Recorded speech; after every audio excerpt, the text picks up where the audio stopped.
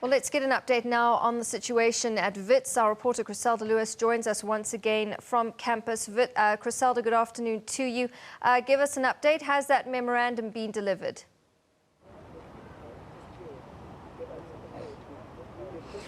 Well, Natasha, that has not happened at this stage. What we're hearing from students is that they're concerned by the university's stance that the Vice-Chancellor, Adam Habib, will not be accepting that memorandum of demands. You'd recall they marched yesterday calling on him to accept one. They wanted to march to his campus residence. That did not happen after police had expressed some security concerns. But students are now saying that they expected him to accept that memorandum here this morning. But we're hearing from the university that that will not happen. Instead, what the university wants to do is send the dean of student, the dean responsible for students. And at this stage, the students are saying they're going to continue. They will go and stand in front of Senate House where they were scheduled to go and hand over that memorandum. But you can see here behind me as well is some of the workers have also now come out onto the grounds where we're standing here at the moment in solidarity with the students, and are also calling for their own demands to be met. To chat a bit about that now, let's chat to Mcebo Dlamini, who is the former president of the SRC at Wits University. Mr. Dlamini, thanks for your time. Thank you very much. What's the way forward now? We understand that the Vice-Chancellor will not be coming to accept this memorandum of demands from you as students. Are you going ahead to Senate House anyway? Well, we are faced with a difficult situation, and I am happy that parents at home are now seeing who the real problem is. I am happy that the whole country now sees who's the danger here. Adam Habib is the most dangerous person because his actions are agitating the students. The students have been polite, and the students were promised that the Vice-Chancellor will come and receive the memorandum yesterday, because the Vice-Chancellor has not been on campus for 3 weeks, but he was able to shut down the campus from Europe. Just saying shut down the campus when he was studying feminism in Europe. He didn't even know what was happening on the ground. When he returned, he planted 3 bottles of alcohol and said that it was petrol bombs. And then that is the man still agitating the students. As students, as we are standing here, we feel that the Vice-Chancellor is the third force. We feel that the Vice-Chancellor is the one who's funded by the imperialists who want this country to be ungovernable. Why are we saying that? Why is Adam Habib not coming to address the students and resorting to address Wits matters through the media, through TV and radio press conferences, when students are calling for him on the ground?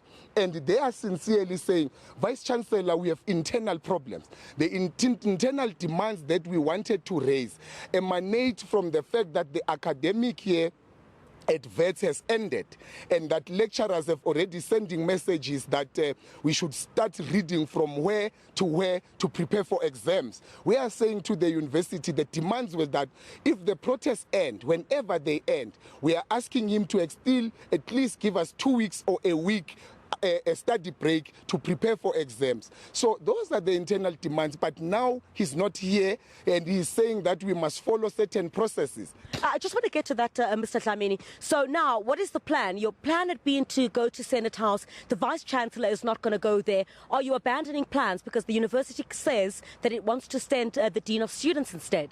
We won't give the Dean of Students the demands, because this doesn't fall on her portfolio. This falls on the Vice-Chancellor's portfolio, and we want to address the Vice-Chancellor because the Vice-Chancellor is the one who's speaking to our parents at home. He's the one who's addressing the media, but he's at us. Then on whose behalf is the man speaking to? So we are going to go to Senate House and wait for him there. And if things get out of hand, South Africa must blame Adam Habib for abandoning his responsibilities. The university now says that it wants to run a poll from Thursday for about 12 hours. It says it's received a flurry of emails from students who want the academic program to resume. They're concerned about the exams. What are your thoughts on the university's stance on that? You know, this is the very same university that is running away from the students, but it's saying that it has received consents. From who? Because the students are calling them to give them the consents. but they are running away to the media to say they have received consents. The danger with the referendum is this. In the rules and regulations of the university, there is no clause that speaks of a referendum.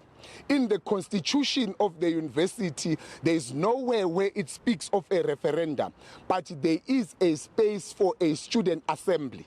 We are for a student assembly. We are ready to engage in a fair and democratic process, in that students must be called, all of them, rich and poor, white and black, to that referendum, to that student assembly, to discuss the way forward and to table the demands. That's what Habib is running away, because he doesn't want something that will be transparent, because a referendum won't be transparent. Are you saying that there are no students who are concerned about the academic program and the fact that they need to begin writing exams in the next 2 weeks? We are concerned.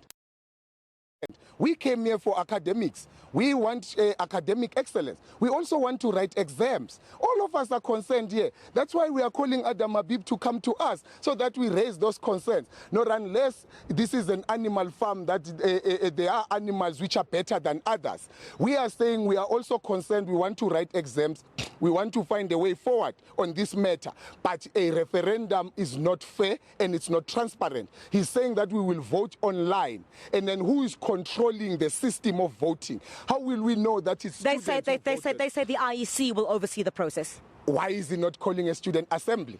It's now Wits controlled by IEC. Is this a political party? This is not an ANC or EFF. This is a university. This is an academic space. We must engage with those who want to go to class, convince each other, then vote. That's democracy. Not to say that those who have access to Wi-Fi must use that to... What about those who stay in Soweto, where there is no Wi-Fi? What about those who are sleeping in toilets and libraries, who can't vote?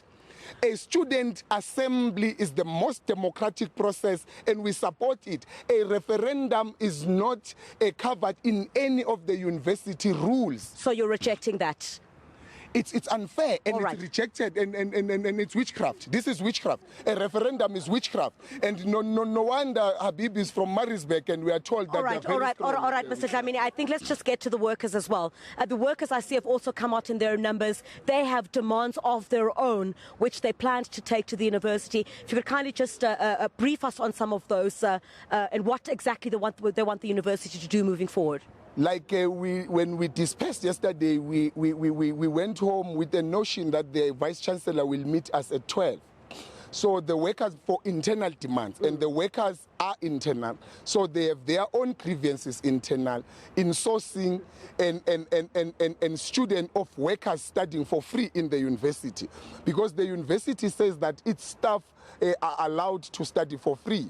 But we are concerned that those who are allowed to study for free are the children of the vice-chancellors and the deans, the people who can afford, but not the people who really need the free education and to be covered. So those were the part of the internal demands that the workers wanted to table. Right. And the other issues of the metric workers who are still not in source. Yeah. But the man is running away. So you see, what if now, because people are agitated, they travel from far. Yeah. And these are the workers. We are also here to discuss about the deceased worker. Yeah. In that, as workers and students, we are now hearing from the media that we have lost a colleague in this space, and Blade Nzimande and Adam Habib have now turned into pathologists. They are now pathologists. They are telling us what caused the death of the worker, when we are still waiting for a commission or a post-mortem to say what might have caused the death of the worker. Blade Nzimande is celebrating a death of a human being to discredit a noble cause. That's inhuman. That's gross. I'm afraid there, Mr. Dlamini, that's all we have time for. Natasha, as you can see, students are saying that they're going to continue to Senate House. They're going to wait to see if the Vice-Chancellor does arrive. He is not going to arrive. That's official confirmation from the university at this stage. So students will gather there. The workers here behind me have their own list of demands, which they'd planned to give to the Vice-Chancellor. And let's see now if the university will send the Dean of Students, who they say is willing to accept that memorandum memorandum of demands. We'll certainly bring you more here from Wits University on what transpires from here on. But of course, the university itself remains shut at this point, and students are rejecting the voting system that the university plans to put in place from Thursday on whether or not to open the university from Monday. Chriselda, thank you very much indeed. Chriselda Lewis live from Wits University.